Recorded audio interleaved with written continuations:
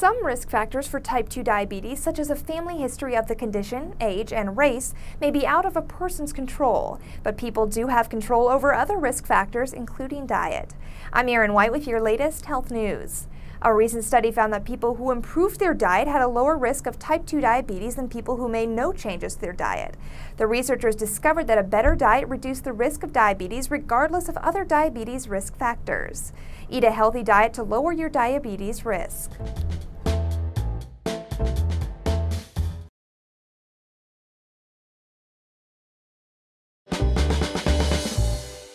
More women are choosing an aggressive treatment option for a diagnosis of breast cancer, and this trend is rising fastest in a certain group of women. I'm Shelby Cullinan with your latest health news. To track trends in treatment of early-stage breast cancer, a research team reviewed a large database of information to find which type of surgery women chose as their treatment. The results show that when cancer was found in one breast, more young women than in previous years were choosing to have both breasts removed. The authors of the study wrote that the chance of getting cancer in the other breast was only 3% in 5 years and 6% in 10 years. They also explained that these rates have been dropping due to the development of more effective treatments. Ask your oncologist about breast cancer treatment options.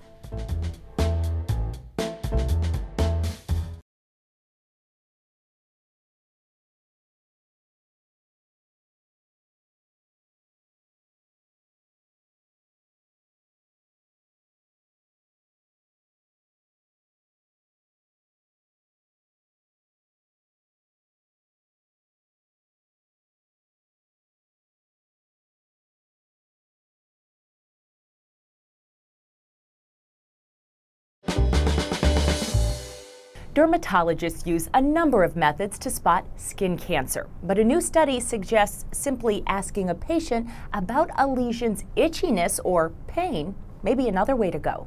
I'm Rochelle Grossman with your latest health news. New research indicates that pain and itch are often associated with skin cancer. This particular study examined 268 patients. About 37% of their skin cancer spots were itchy and about 28% were painful. However, for the deadliest form of skin cancer, melanoma, the itchiness and pain is less likely to be prevalent. If you have concerns, do consult a dermatologist about reducing your risk of skin cancer.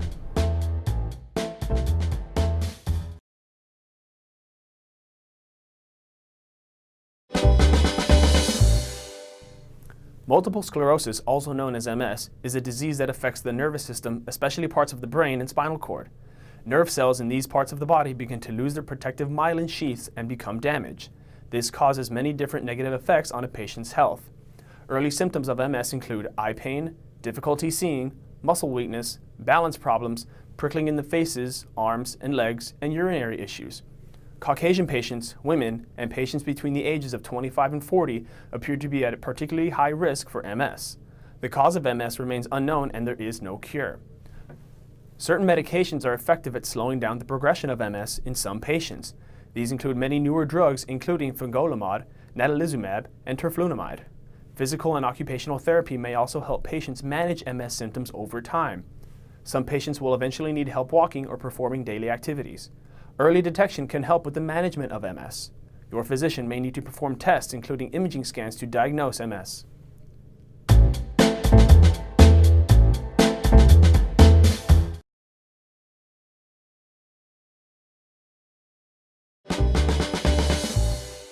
You expect food to nourish you, not to make you ill, but foodborne illness remains a problem in the U.S., as a new study has shown. I'm Shelby Cullinan with your latest health news. This new study from the CDC looked at preliminary data for 2013 to examine trends in these illnesses during the last year. Salmonella infections, the most common type of foodborne illness, is often transmitted through foods with an animal origin, like meat, milk, or eggs, but any food can become contaminated with bacteria. Whereas Vibrio bacteria are usually transmitted through raw or uncooked seafood. The study found that rates of foodborne illness in the U.S. largely stayed stable in 2013. But while salmonella infections decreased, illnesses caused by the bacteria Vibrio saw a big jump. Make sure your food is cooked and cleaned thoroughly before eating.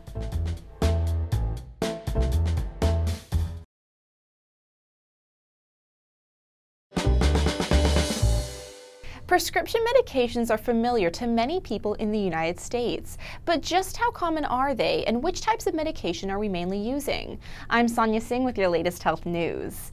A new report by the Centers of Disease Control and Prevention, or CDC, analyzed the use of prescription meds in the U.S. The report showed that during 2007 to 2010, almost half of Americans had used a prescription medication in the past month, and many of these Americans were using said medications for heart-related issues and cholesterol levels. Speak with your doctor to learn more about the appropriate use of prescription medications.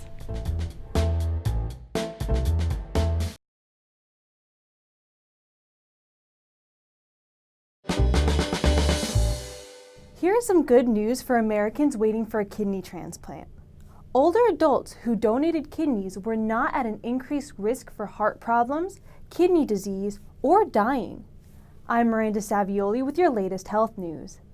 A newly published study from the University of Pennsylvania found older kidney donors did not have a different survival rate when compared to non-donors. There was no difference in rates of heart and vessel disease between the two groups, nor was there an increased risk for diabetes, low thyroid function, or osteoarthritis for older donors. However, older kidney donors did have a 53% greater chance of being diagnosed for non-melanoma skin cancer. But the study's authors feel this may be because donors might visit their doctors more often. Speak with your doctor if you are considering a kidney donation.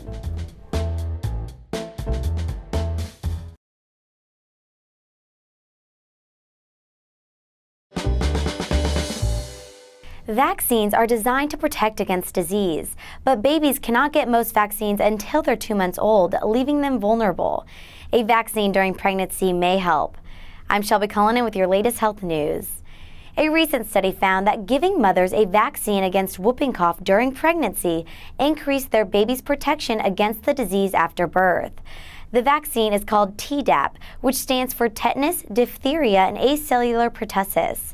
The newborns whose mothers received the Tdap during pregnancy had more antibodies against whooping cough than the babies of mothers who received the Tdap after giving birth. Ask your OBGYN about the Tdap vaccine during pregnancy.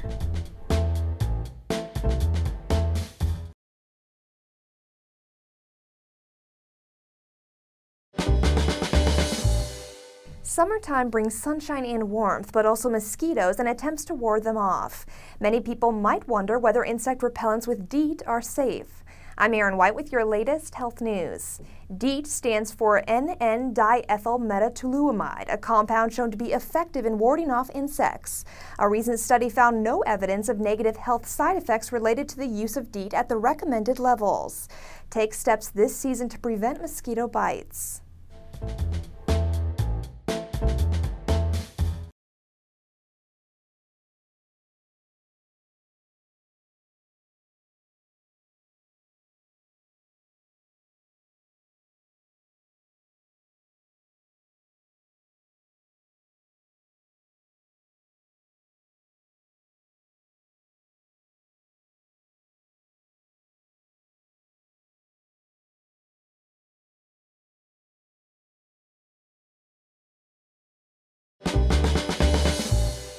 Poor diet can contribute to the risk of developing type 2 diabetes, but which is the right diet to reduce that risk? I'm Shelby Cullinan with your latest health news. People with type 2 diabetes have high blood sugar because their bodies do not use insulin effectively to reduce the blood sugar levels. Results of a recent study have shown that several healthy diets, including the DASH and Mediterranean diets, can reduce the risk of developing type 2 diabetes. These diets emphasize vegetables, fruits, whole grains, beans, seeds, nuts, and healthy fats, as well as certain types of lean meats, fish, and low-fat dairy products. Ask your doctor how to cut your diabetes risk.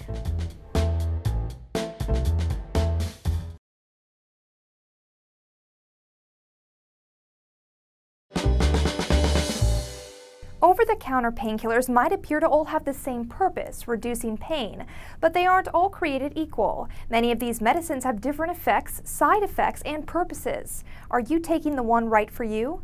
I'm Erin White, and this is a health feature.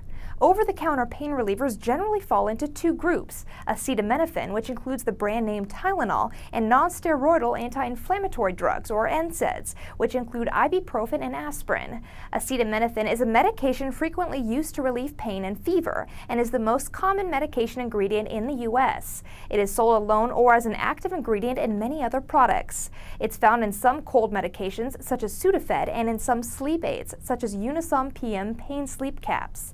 Since acetaminophen is commonly used in other medications sold over the counter, it's important to know whether other medications contain it, as there is a limit to how much acetaminophen can be safely consumed in a day.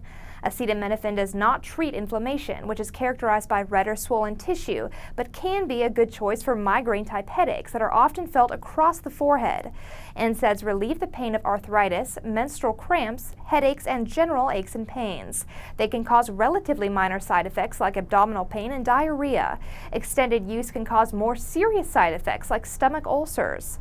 Certain NSAIDs take particularly long to clear the body. This may be true in someone who is elderly or someone who has kidney problems. For this reason, anyone taking NSAIDs regularly should consult their doctor. And despite its status as an NSAID, aspirin is rarely used in the same way ibuprofen or naproxen are. In fact, it is rarely recommended as a painkiller, though it can relieve headaches and other minor aches and pains because it can cause dangerous side effects. Ask a doctor what the best over-the-counter pain reliever would be to cure your symptoms.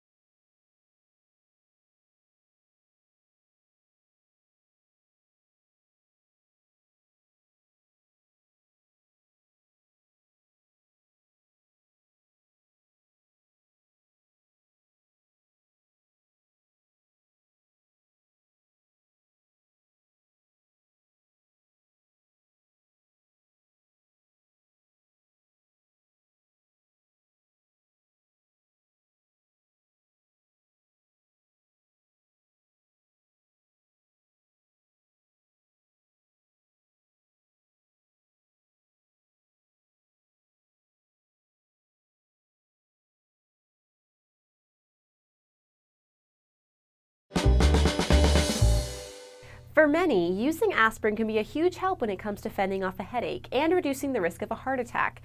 However, could aspirin also help lower the risk of a certain type of cancer? I'm Sonia Singh with your latest health news. A new study funded in part by the National Cancer Institute has found that people who carry a particular gene may reduce their risk of colorectal cancer by taking aspirin. The study focused on over 200 colon cancer cases that developed over the course of 3 decades. Although research is ongoing, researchers concluded that doctors could safely take a biopsy from the colon during a colonoscopy to determine which individuals would benefit from a daily low-dose aspirin regimen. Speak with your doctor to learn more about the benefits of aspirin.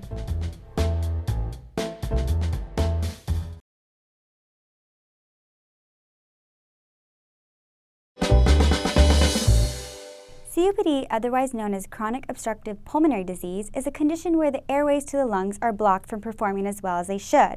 COPD may only cause mild symptoms at first. COPD symptoms include a cough that produces a lot of mucus, shortness of breath, especially with physical activity, wheezing, and chest tightness. Without proper management, COPD symptoms can become more severe and can even become life-threatening. A large portion of patients with COPD are active or former smokers. Long-term exposure to other lung irritants such as air pollution, chemical fumes, or dust may also cause or worsen COPD. There is no cure, but many treatments may help relieve symptoms. Bronchodilators, inhaled and oral steroids, and tiotropium are safe and effective medications often used. Oxygen therapy, surgery, or even lung transplants are sometimes necessary for certain patients. Patients with COPD or those trying to prevent COPD should avoid smoking or working in settings with poor air quality. A healthy diet, proper exercise, and other healthy lifestyle choices can also help prevent or manage COPD in many patients.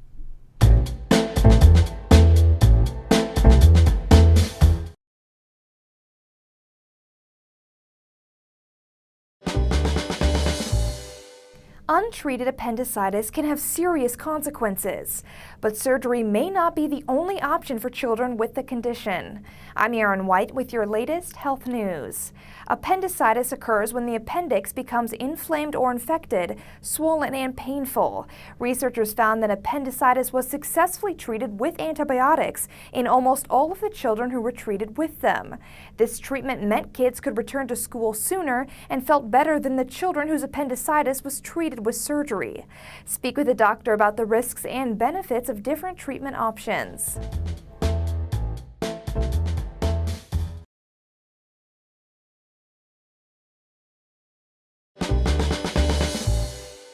Many people drink caffeinated drinks like coffee or tea on a daily basis.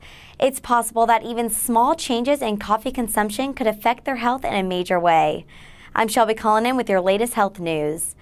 A recent study found that people who increased their coffee consumption by more than 1 cup per day over a 4-year period were 11% less likely to develop type 2 diabetes in the following 4-year period compared to people who did not change their average coffee consumption.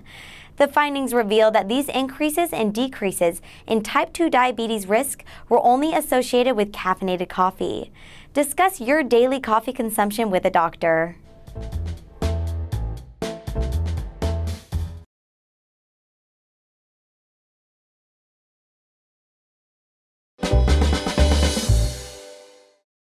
To get the best and trusted health and medication information, join us at rxwiki.com.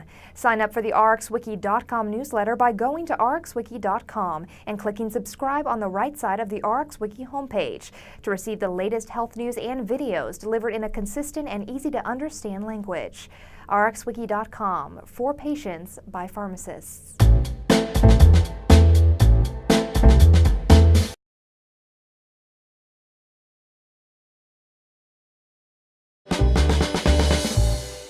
For those with chronic high blood pressure, keeping healthy is essential. Exercising and maintaining a healthy diet can delay or prevent diabetes. These interventions can even save lives. I'm Sonia Singh with your latest health news. Prediabetes is constantly high blood sugar that isn't quite high enough to qualify as diabetes. A study was conducted with patients who have this condition, some of which were assigned to a diet or exercise intervention, while others received standard medical treatment. Following up 20 years later, the intervention group had significantly lower rates of death from all causes and from heart disease, as well as lower rates of diabetes. Speak to your doctor about diabetes prevention and treatment.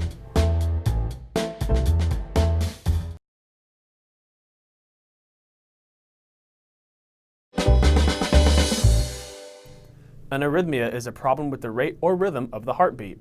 For a variety of reasons, the heart can sometimes beat too quickly or too slowly. In other cases, the heart can beat with an irregular pattern. The most common type of arrhythmia is an atrial fibrillation, which is a rapid, irregular beating of one of the upper chambers of the heart. Symptoms of arrhythmias include lightheadedness or dizziness, chest pain, shortness of breath, and sweating.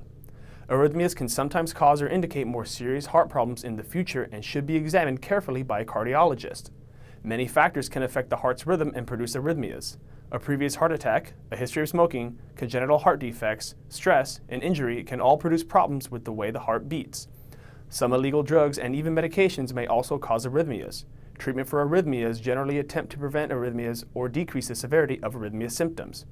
Medications including amiodarone, certain calcium channel blockers, and digoxin have been used to effectively treat arrhythmias. Some patients may need an implantable cardioverter defibrillator, ICD, a pacemaker, or even surgery to address serious problems with the heartbeat. Maintaining your heart's health is an effective way for patients with arrhythmias to avoid complications. Eating a balanced diet, exercising, and reducing alcohol use, smoking, and stress can all provide benefits that can minimize arrhythmias and the risks they pose.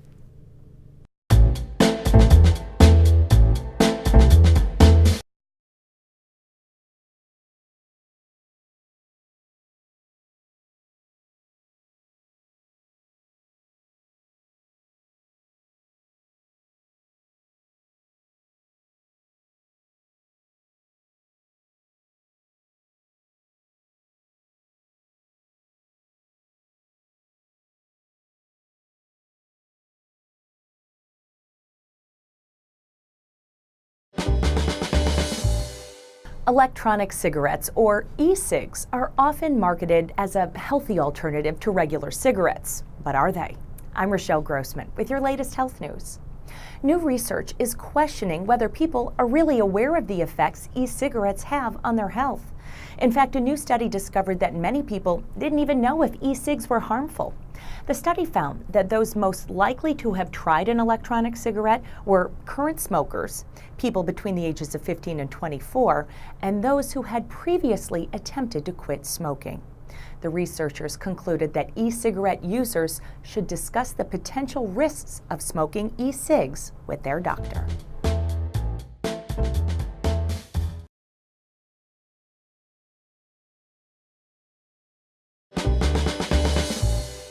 At one point or another, almost everyone gets constipated. Fortunately, most cases can be resolved with simple changes to diet and exercise. Sometimes, though, constipation can lead to complications. I'm Erin White, and this is a health feature. Constipation is a condition in which a person has fewer bowel movements than usual. In any given person, there may be several causes for constipation, including a lack of fiber, not drinking enough fluid, an inactive lifestyle, and changes to one's environment. However, constipation may also be associated with a more serious condition, such as diabetes, scleroderma, thyroid disease, multiple sclerosis, or Parkinson's disease.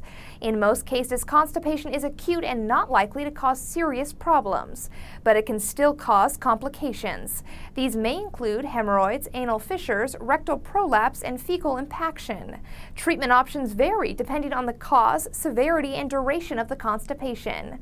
Fiber-rich food is necessary to normalize and maintain bowel function. Reducing the amount of refined and processed foods, such as processed meats, cheese, and ice cream that you consume each day may also ease constipation. Instead, choose foods with natural fiber, like vegetables, fruits, beans, cereals, and breads. Exercise daily and ask your pharmacist if your medications can cause constipation. If so, talk to your primary care doctor to see if a change to your medication, or stopping altogether, is right for you. In severe cases, surgery might be needed. Biofeedback, a method that can be used to retrain the anorectal muscles, may be another possibility. Eat plenty of fiber, exercise daily, and speak with your doctor about any constipation issues you may have.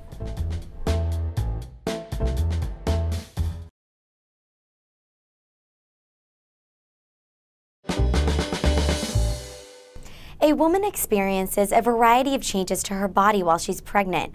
While these are normal changes, they might influence her alertness or the way she's feeling occasionally. I'm Shelby Cullinan with your latest health news. If any person is feeling tired, nauseated, or otherwise not well, it may increase their risk of an accident while driving. A recent study found that pregnant women who may feel fatigue or nausea more often than usual had a higher risk of a car accident while driving in their second trimester compared to their risk while not pregnant. Be alert and follow traffic laws while driving.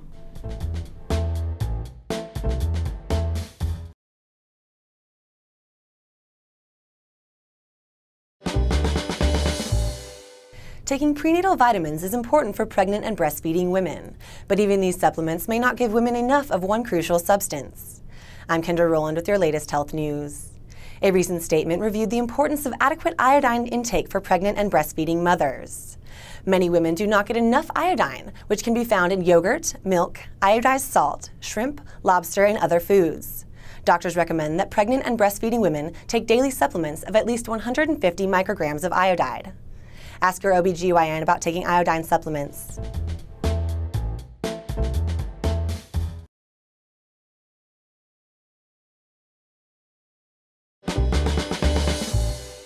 Here's another reason to make whole grains and vegetables a part of your diet. Getting enough dietary fiber may be a life-changing health decision for people who've had a heart attack. I'm Erin White with your latest health news. Fiber is commonly found in vegetables, fruits, beans, legumes, and whole grains. Recent research looked at the link between dietary fiber consumption and death in people who had previously had a heart attack. The researchers found that participants who ate the most fiber had better survival odds than those who ate the least. They noted that dietary fiber from cereals provided the strongest protection against death. Get your daily recommended amount of dietary fiber.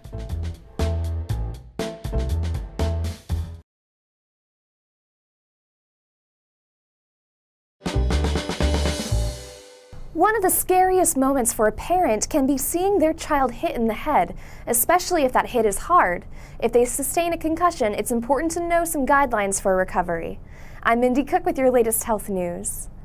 Guidelines were recently published to help doctors in diagnosing and treating concussion injuries in children, but the information is valuable to parents as well. Red flags to note following a concussion involve neck pain, confusion, irritability, repeated vomiting, severe or increasing headaches, and unusual behavior changes. The published guidance suggests taking your child to the hospital if you notice these symptoms. A doctor should give advice on how to manage sleep, fatigue, and social interactions. Rest your mind and body while recovering from a concussion.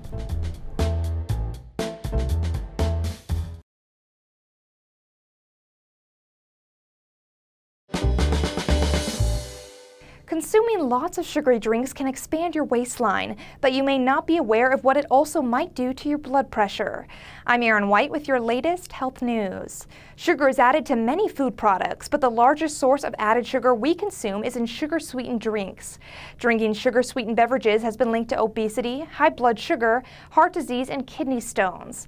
Recently published research found it was also associated with increased blood pressure and a greater risk for developing hypertension.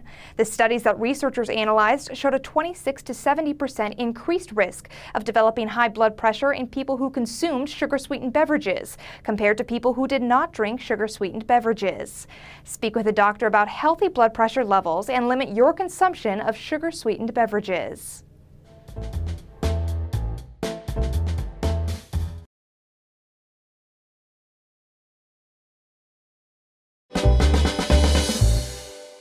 Hypertension, or otherwise known as high blood pressure, is a condition identified by blood pressure that rises and stays higher than what is normal.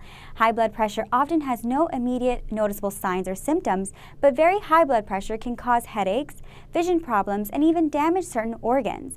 Hypertension that lasts for a long time can cause kidney damage, heart damage, and increase the risk of a stroke. Obese patients, older patients, smokers, diabetics, and patients with poor diets or a family history of high blood pressure are at a high risk of having high blood pressure. Alcohol abuse and illegal drug use can also cause blood pressure to rise. High blood pressure can be treated through healthy lifestyle changes such as diet and exercise, but in many cases, medications can help safely and effectively adjust blood pressure back to normal levels. ACE inhibitors such as lisinopril and diuretics such as hydrochlorothiazide are commonly used to treat high blood pressure. A wide variety of blood pressure medications are useful in different situations to treat hypertension when other medications fail. Preventing and managing hypertension is important to living a healthy life. Maintain an active lifestyle with plenty of exercise and avoid excessive salt intake in your diet. If you have a family history of hypertension or other major risk factors, take the time to monitor your blood pressure periodically.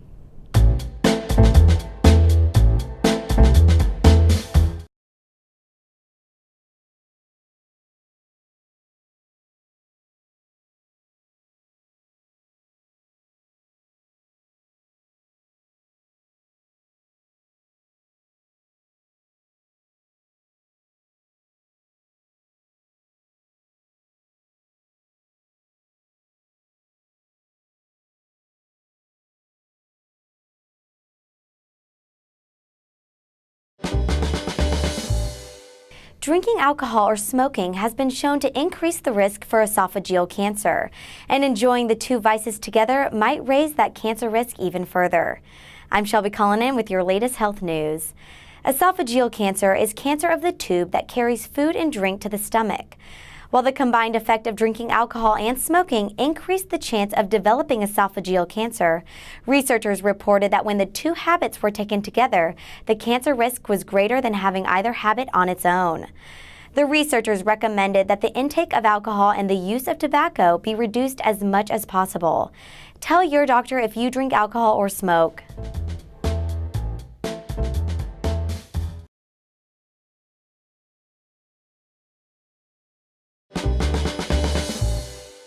COPD causes difficult breathing, which can lead to anxiety and insomnia. A new study says a common type of medication used to ease these symptoms may not be the best option for those with COPD. I'm Erin White with your latest health news. This new study showed a significant increase in the risk of COPD patients having a severe respiratory event, such as shortness of breath or fits of coughing, when prescribed a benzodiazepine medication. Study data showed that COPD patients who used benzodiazepines were 45% more likely to experience respiratory-related side effects than the group not taking benzodiazepines, as well as 92% more likely than the benzodiazepine-free group to require emergency room treatment caused by increased severity of their COPD symptoms or the development of pneumonia. Speak with a doctor about your COPD symptoms and medication that is safe and effective for your condition.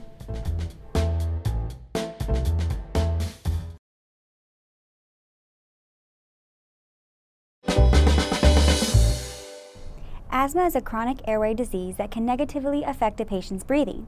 During an asthma attack, the inside walls of the airways become inflamed and swollen. This causes the airways to become narrower and decreases the amount of air that can come in and out of the lungs.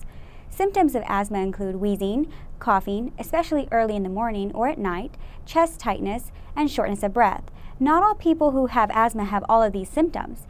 These symptoms alone don't always indicate a case of asthma. Allergens such as pollen and animal dander, and air pollutants and irritants such as cigarette smoke can trigger asthma. Cold weather and exercise are also common triggers. Severe asthma attacks may require emergency care. Asthma is commonly treated with two kinds of medications: quick relief rescue medications such as albuterol to stop asthma symptoms, and long-term treatments like inhaled corticosteroids and leukotriene antagonists to provide sustained relief. Asthma patients should be very aware of their asthma triggers and keep a rescue inhaler nearby at all times. Asthma in children can be especially dangerous, so parents should learn the signs of an asthma attack and what to do. Make sure if you have asthma to take your medications regularly and to have a plan whenever you may have an asthma attack.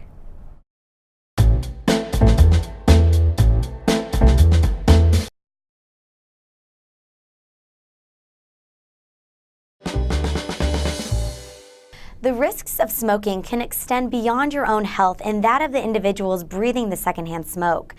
They may extend to your children's choices as well. I'm Shelby Cullinan with your latest health news. A recent study found that teens were increasingly more likely to smoke with each extra year their parents smoked since the kids were born. Even if the teens were not regular smokers, they were more likely to experiment early on with smoking for each additional year their parents lit up. Quit smoking before having kids.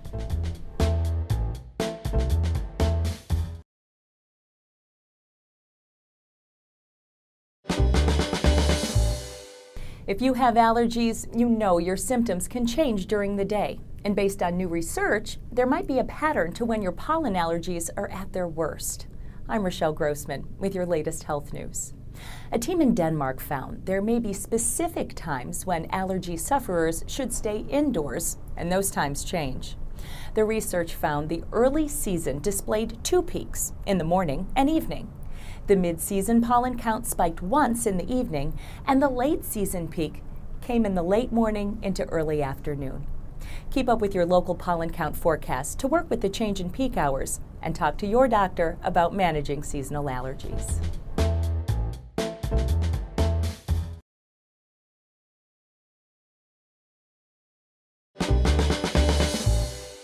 E-cigarettes have become a popular fad among smokers and have often been used as a substitute for regular cigarettes.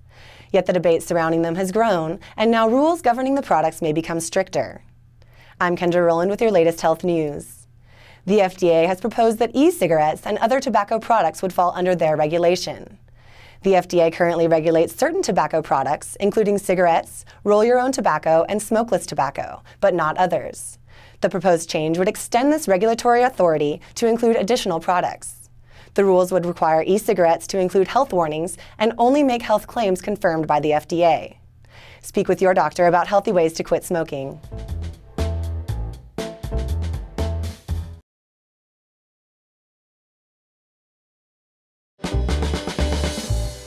Celiac disease is not common among children, but it may have been underdiagnosed until recent years. Knowing risk factors for it may help parents. I'm Shelby Cullinan with your latest health news. A recent study was conducted of nearly 1,000 children in Italy who were assessed for stomach problems.